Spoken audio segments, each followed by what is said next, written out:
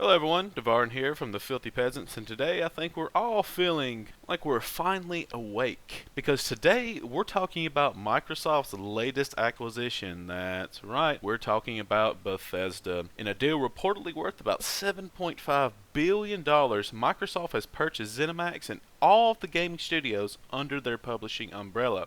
This includes Bethesda Softworks, Arcane Studios, Tango Gameworks, Machine Games, ZeniMax Online Studios, and more.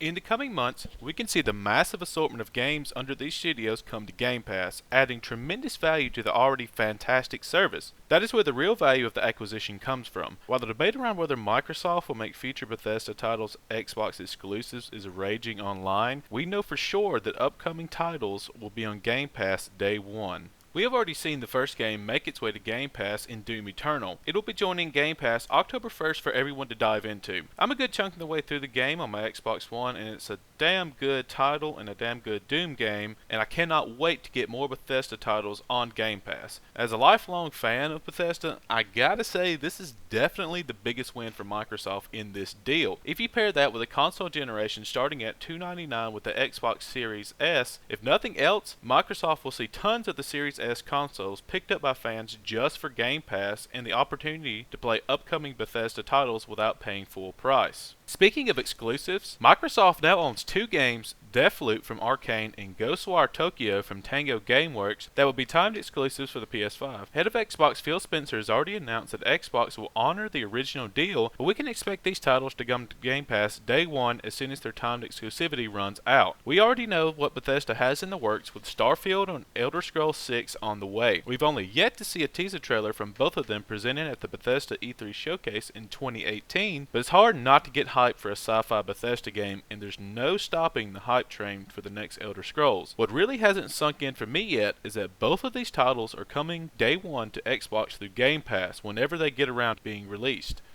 While Bethesda left some fans feeling a bit sour over the absolute terrible release date of Fallout 76, we haven't seen a true Bethesda game since Fallout 4 in 2015. I personally waited on Fallout 76 because I sort of saw the writing on the wall, but I picked it up just after the Wastelanders update, and I gotta say it's been a blast, but there are definitely some things that still need improving. Now, we know that Starfield is coming first. With Todd Howard liking to show his games off within a year of the release, we may not see anything on Starfield until next summer, and by then, it might just be time for it to come out.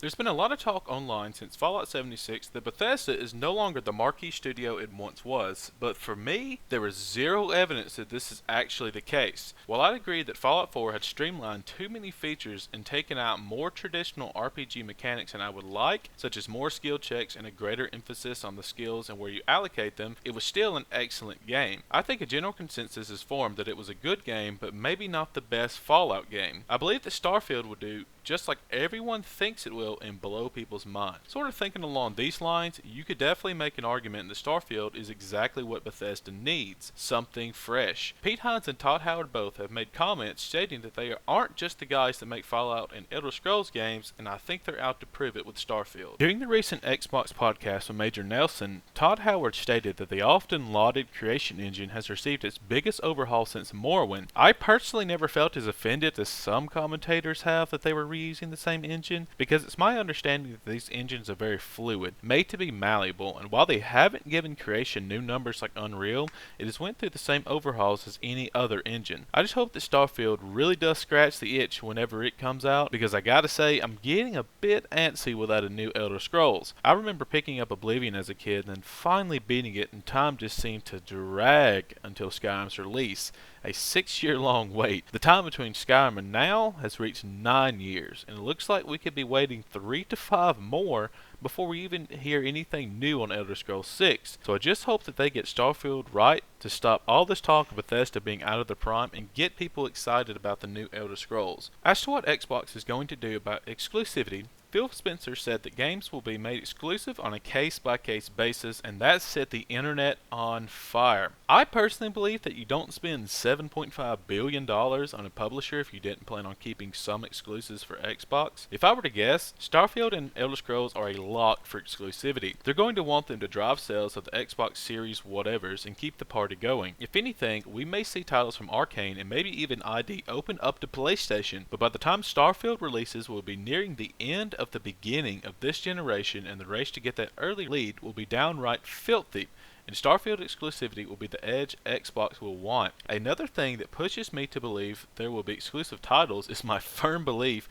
that if Sony had purchased Bethesda first, they would all be exclusives and that would be the end of it. We have already heard rumors that before the Microsoft-Bethesda deal went down, Sony was in talks to snag Starfield exclusivity. So yeah, I hope all Bethesda games become exclusive, so at the very least I'll stop seeing 700 people squawk about how Xbox has no games on every single tweet about Xbox. Go look, they're there.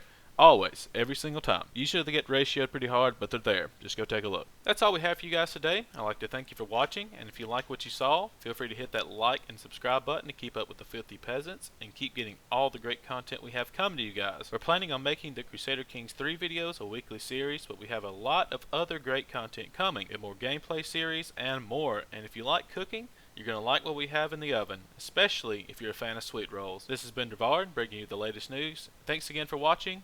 Goodbye.